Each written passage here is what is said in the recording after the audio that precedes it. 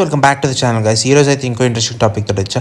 మనం ప్రతి domestic cricket అయినా ఇంటర్నేషనల్ క్రికెట్ అయినా ఐపీఎల్ నుంచి వరల్డ్ కప్ దాకా ప్రతి మ్యాచ్లో ఒక స్పాన్సర్డ్ కార్ అయితే గ్రౌండ్ దగ్గర అలా ఉంటుంది షోకేస్ చేసి.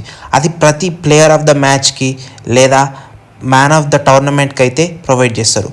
సో ఎమర్జింగ్ ప్లేయర్స్ అయితే ఆ కార్ తీసుకుంటారు, కానీ first class players like Rohit Sharma, Virat Kohli లాంటి వాళ్ళు ఆ కార్ తీసుకోరంటే మీరు ఏమంటారు? దీని వెనకాల పెద్ద రాకెట్ సైన్స్ అయితే ఏం లేదు.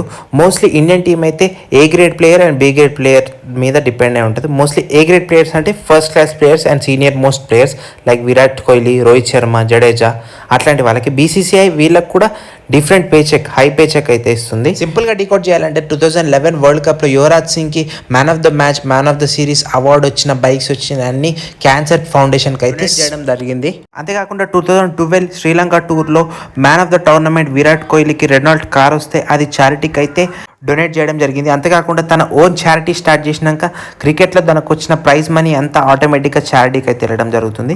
అంతేకాకుండా ప్లేయర్స్ లైక్ హర్భజన్ సింగ్, మొహమ్మద్ సిరాజ్, శివం డుబే లాంటి వాళ్ళు గ్రౌండ్ స్టాఫ్కి అయితే తన మ్యాచ్ విన్నింగ్ ప్రైజ్ని డొనేట్ చేయడం చాలా జరిగింది. మోస్ట్లీ ఈ ప్లేయర్స్ అయితే match winning cars and bikes వచ్చింది ఆ గెస్చర్ ఆఫ్ థ్యాంక్ యూ లాగా అయితే డొనేట్ చేస్తారు. సో ఎస్, వీడియో ఇన్ఫర్మేటివ్గా అనిపిస్తే సబ్స్క్రైబ్ చేయండి. See next video.